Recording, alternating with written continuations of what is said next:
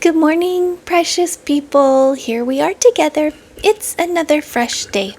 I'm so thankful for your irreplaceable light and the wisdom and experience that you bring into the world. Today's a gift filled with possibility. So let's open that gift with kindness and curiosity. And remember, we're all still growing and learning. Now, I do not have my drink with me. But if you have a drink, feel free to sip it. Let's check in with ourselves. Okay, we're going to do our big breath in and let it out. Are you ready?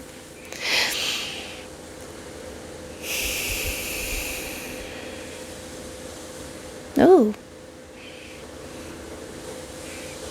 I hope you feel good. I hope that breath just calmed you down, brought you right into the moment.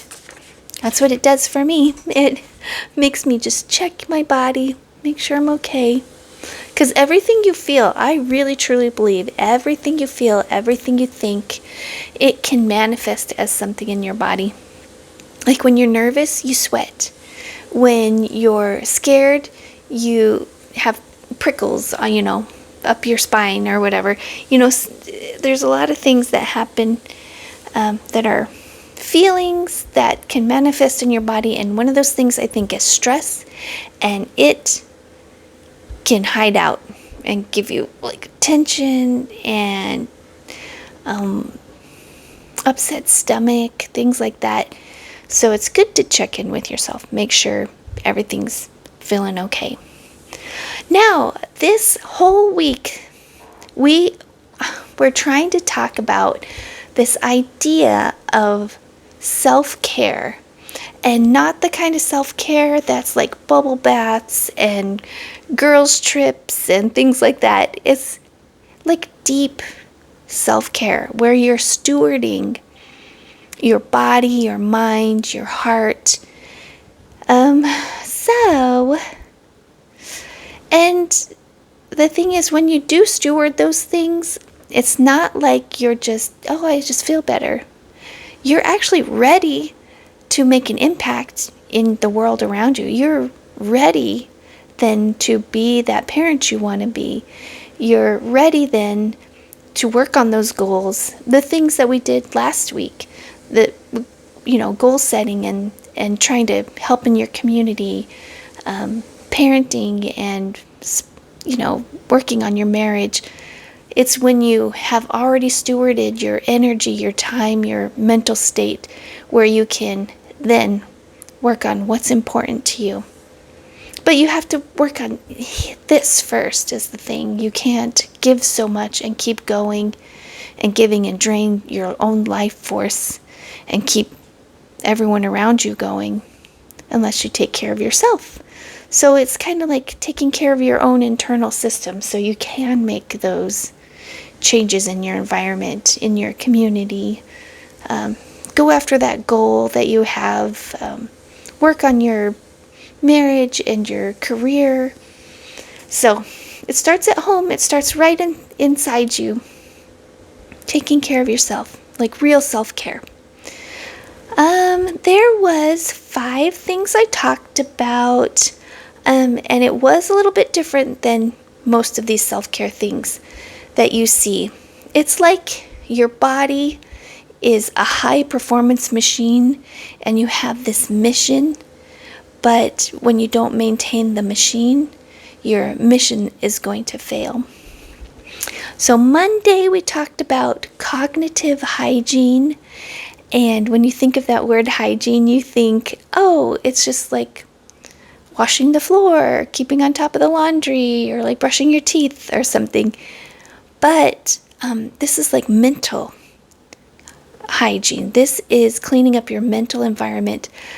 To me, that was turning off all these alarms on my phone. I have all these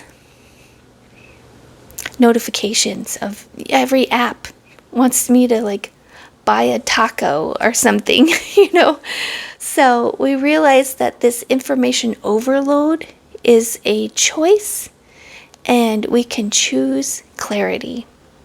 So choose those things that you really want to be notified about on your phone. turn off the rest of the noise. Then Tuesday, we talked about the physiology of peace. We remembered that our bodies are temples, and the two main pillars of that, keeping your temple up to speed, keeping it functioning, is hydration and sleep. I feel like there was one more thing we talked about. Let me go back there. That would be Tuesday. Let me get that message up. Because I know it's hydration and sleep. And starting that night, I started my bedtime routine with no blue light, like an hour before I do fall asleep. No screen time. I took it seriously the next few nights after that. And I woke up feeling amazing. Even my watch is like, you got some good sleep. So that was nice. Okay, let me see if I can find this. Sleep, stress levels. Oh, breathing. Yes, we talked about this special kind of breathing that the Huberman lab, Dr. Huberman, purports is a way to lower your stress. And it's this deep breath in, then an extra little breath at the end, like an extra ooh. And he was saying this is something dogs do, and this is something like when you're really crying hard, your body will do that to regulate itself. So you can actually force yourself to do that double breath, and it's a good way to break you out of this anxiety like loop in your head. Then Wednesday, we talked about boundaries, which was really hard for me, and I have something happening tomorrow where I really should just tell them it's too inconvenient for me. I need to not pick somebody up on my way to get somebody else, because now my morning plans have changed. But I'm not going to. I'm still going to go way out of my way, which wouldn't have been out of my way if someone didn't ask for my time in the morning. So now I'm driving a half hour from my house in the morning to do something. Then I need to drive all the way back towards my house to pick up someone to drive back towards the place where I was in the morning. And then we're going to take that lady's car and we're going to ride the three of us together out to 40 more minutes away. So I'm like, but if I could just set a boundary and just do what's best for me, I would just tell them I'm going to this thing in the morning that I committed to, or just tell them no. You guys, the no is the hardest thing for me. When I've promised to do something, and when I feel like I'm helping someone out, it almost, I can overextend myself. So Wednesday we were talking about no, and we realized that the boundary isn't a wall, it's more of like a protection for ourselves. So I am going to keep that in mind a little bit more. I have a few instances of no's coming up. I can feel it. Sometimes, and at the same time, I don't do things that I don't want to do. I'm getting a lot better at that. But it's not that I don't want to do these things tomorrow. It's that I feel like I'm helping somebody. And that I've already committed to one thing, and then someone asks for something else, and I'm like, yeah. And then I'm thinking about it. I'm like, okay, I'm driving back and forth all over this city. It'd be better if I could just go to that thing in the morning and then directly to the other thing in the afternoon instead of going to two people's houses. But it's okay. I do love spending time with those people, so I don't really need to say a no. It is going to be more inconvenient, but I'm willing to do it because I already committed to those two things I was doing. Let's see. Thursday was about being restored, active rest versus passive rest, where passive rest is how you can just stop working and you're not really restoring yourself. It's just a lack of work is not rest. If you're pursuing your interests, if you're doing this active resting, it fills your cup up. Some people get that in community projects. Some people get that feeling gardening. I used that. I colored. It's what you can lose yourself in, lose track of time, something that you do that you just love that fills your cup. To me, and for me, it is coloring. I love coloring books. So I can just sit and color, and it really is so peaceful, and it truly restores me, my joy, this peace. I love it. I love it. I don't know what it is. And I use ink pens when I do my coloring. I don't use pencils or markers or anything. Mine is very precise and little. So I think my brain is just so focused on this, like every stroke matters. Anyway, so it gets me to that place where I'm restored. I have my energy back.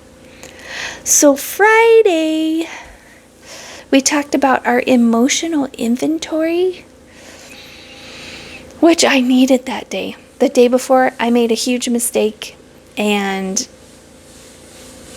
I went to sleep thinking about it. I didn't process it or name that feeling I was feeling and talk to myself about it. But the next morning, woke up, first thing I was thinking about was this huge mistake I made.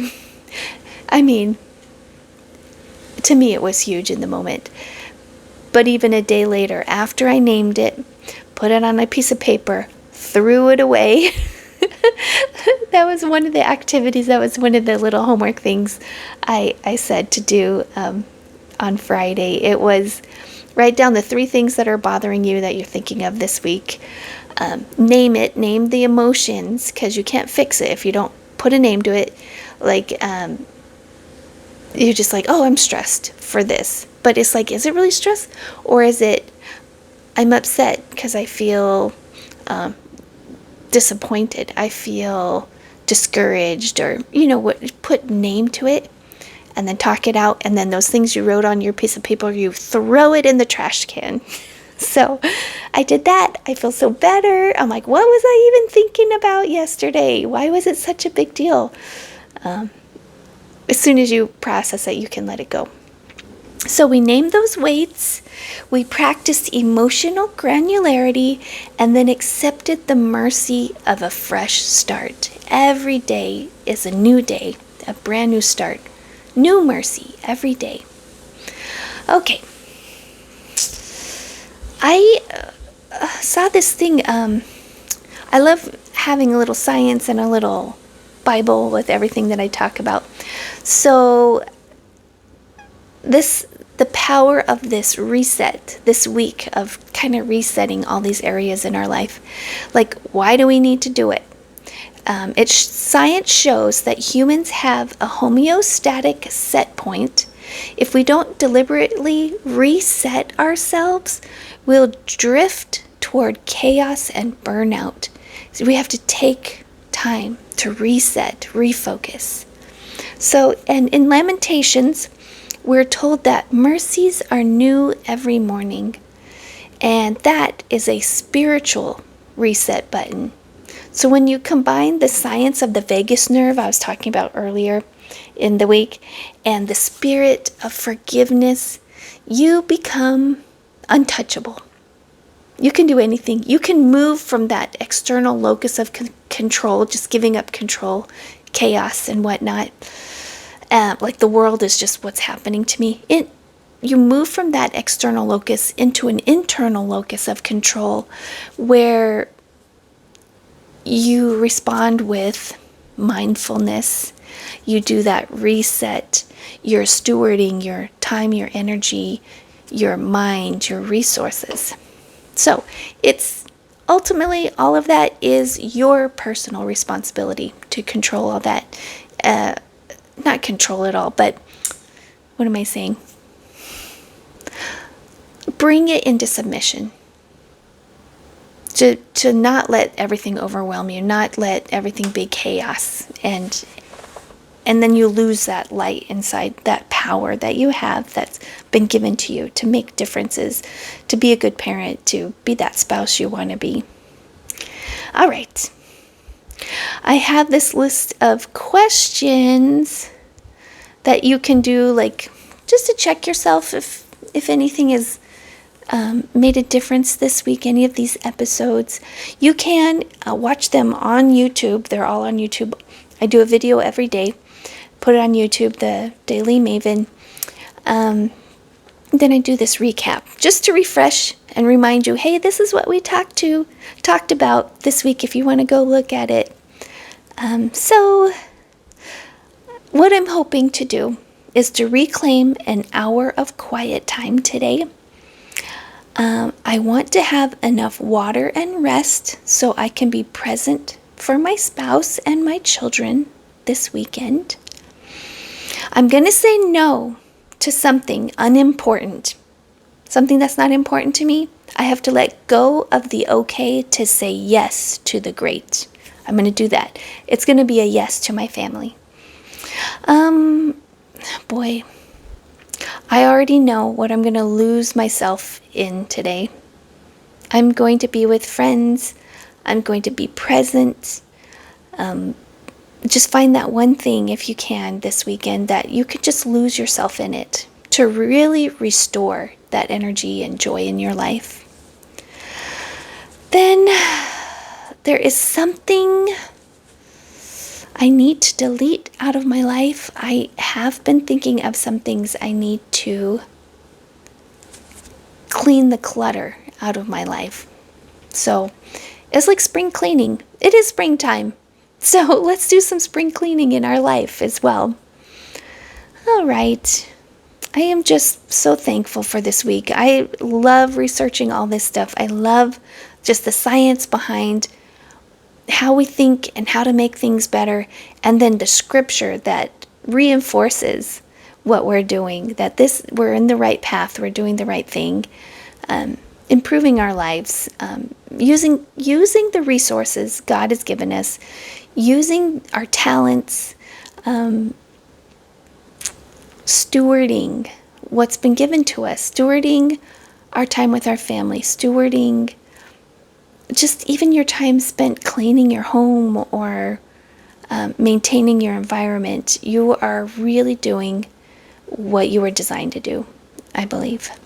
So if you have something that's been nagging at you a little bit, why don't you go out there and try to fix it so you can be present with your family, present with your children this weekend, and really enjoy your time together.